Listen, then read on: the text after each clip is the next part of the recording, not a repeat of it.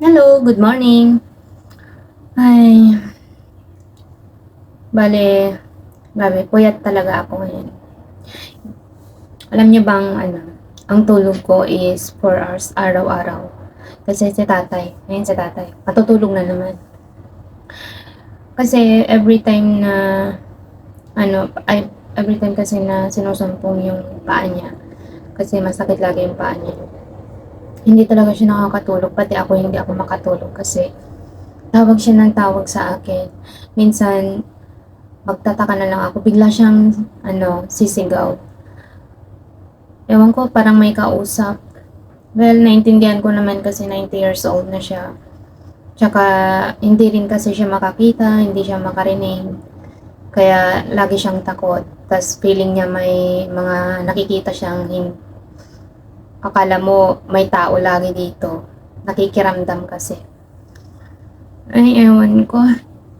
Grabe, nakakapagod.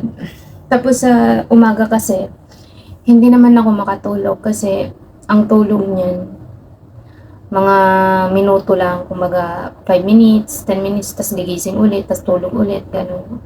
Eh buti sana kung hindi siya tawag ng tawag. Every time kasi nababangon siya, lagi niya akong tinatawag, kaya pag tinulog ko, ang sakit sa ulo pag gigising ka ulit, di ba? So ayan, kakatapos niyang kumain, bali ako kakain na din. Bali ang pagkain lang namin sa umaga dito, tig isang bread lang talaga.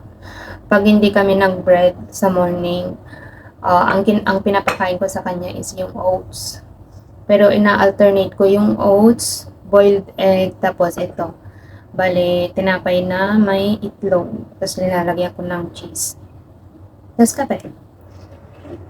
Alam nyo dito, maswerte na ako kasi libre yung breakfast ko. Yung mga iba kasing OFW dito, hindi libre yung breakfast nila. Tapos, open naman yung pagkain dito sa akin. Kaso nga lang, yung pagkain kasi na kailangang lutuin is kailangan hindi maalat, hindi matamis, as in matabang talaga kasi si tatay hindi rin pwede sa mga Chinese kasi ang maalat. Ayaw nila ng maalat. Hindi rin pwede ang matamis kasi diabetes si tatay. So, kailangan talaga matabang talaga yung pagkain. Minsan pritong itlog na lang talaga yung inuulam ko para makakain ako ng maayos. Pero may mga time talaga na hindi talaga ako makakain best. So yun, grabe. Nakakapagod din pala yung ganitong trabaho kahit hindi kanya nakikita, hindi kanya naririnig. Pero nakakapagod, lalo na ngayon pag ang hirap makipag-conversation sa kanya. Kasi hindi siya ganun nakakarinig. Nakakaintindi naman siya ng English pero ang hina ng pandinig niya. Lalo kung hindi niya magets yung sinasabi ko. Kaya mahirap yung yung daily na conversation. Pero ang conversation lang naman namin is kung anong oras na. Kung anong araw na ngayon. Ganon. Tapos tatanungin niya lang anong ginagawa ko. Mga ganun lang yung tanong niya sa akin. Kasi wala na, tutulog na siya. Matutulog na siya. Ako nakaupo lang.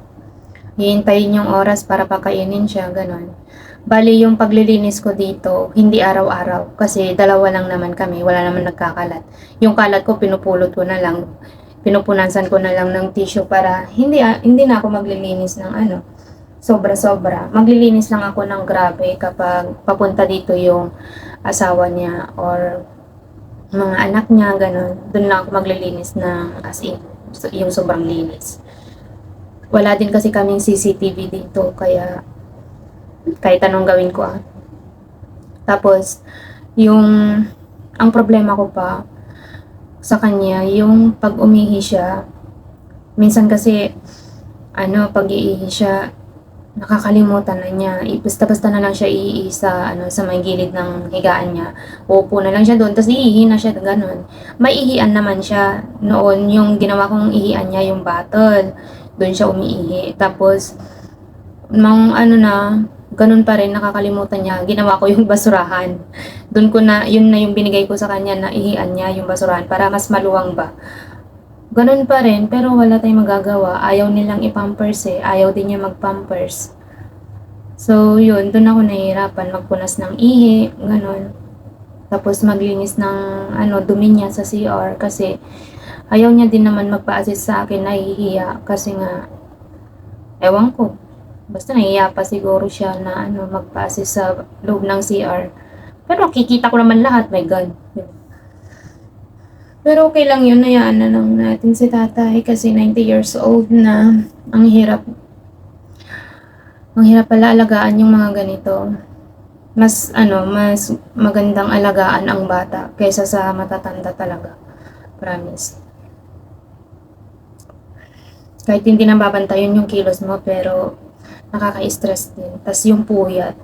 Mas nakakapuyat siya kaysa sa baby. Talaga. So, anyway, kakain na ako. Ngayon lang, kwentuhan lang ko lang kayo.